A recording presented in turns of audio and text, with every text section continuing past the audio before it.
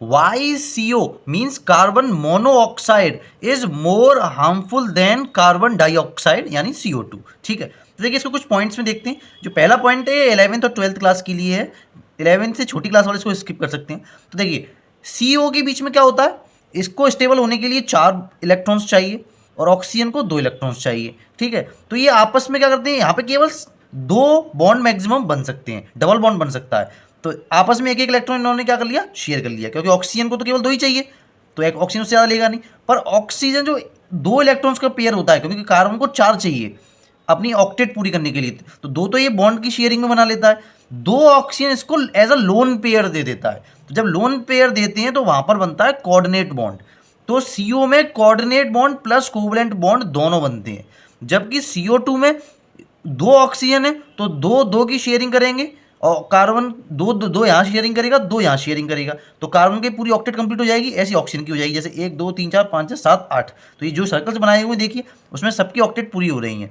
तो यहाँ पर केवल 2 डबल बॉन्ड्स बनाता है कार्बन ऑक्सीजन के साथ, तो यहाँ पे केवल कोवलेंट बॉन्ड बनता है। तो ध्यान रखिए यहाँ पे कोऑर्डिनेट प्लस कोवलेंट बॉन्ड है, तो यहाँ पे बॉन्ड लेंथ यानी जो ये बॉन्ड की लेंथ है ये कम है, 112.8 पिकोमीटर है, और यहाँ पर CO2 में 116.3 पिकोमीटर है। तो लेंथ यहाँ पे कम है, इन दोनों के बीच में डिस्टेंस इस बॉन्ड में CO वाले बॉन्ड में कम है। तो ये वाला CO के बीच में जो बॉन्ड बना ये ज़्यादा स्टेबल है, ज़्यादा स्ट्रॉन्ग है इससे। ठीक है, एक तो ये चेंज हो गया। ठीक है, दूसरा अब डिस्टेंस कम है, रेडियस कम है, इन दोनों के बीच में मतलब डिस्टेंस कम है फोर्स में, तो ये वाला बॉन्ड CO के बीच में होता है वो स्ट्रॉन्गर होता है और CO2 का वीक बॉन्ड होता है। ये टॉक्सिक होता है CO, और CO2 carbon dioxide non toxic होता है। ठीक है, अब देखिए बहुत इंपॉर्टेंट, CO टॉक्सिक क्यों होता है, कार्बन मोनोऑक्साइड। तो देखिए हीमोग्लोबिन के साथ अपने ब्लड में कार्बन मोनोऑक्साइड मिलकर बनाता है कार्बोक्सी हीमोग्लोबिन HbCO, जबकि CO2 ऐसा कुछ नहीं बनाता, CO2 कंबाइन नहीं होता है हीमोग्लोबिन के साथ। अब अपने ब्लड में हीमोग्लोबिन के साथ कंबाइन होकर ये बनाता है कार्बोक्सी हीमोग्लोबिन। ये काफ़ी स्टेबल कंपाउंड है। अब आपको पता है अपनी बॉडी के अंदर जितनी भी ऑक्सीजन ट्रांसपोर्ट होती है वो ब्लड के थ्रू होती है, ब्लड में हीमोग्लोबिन के थ्रू।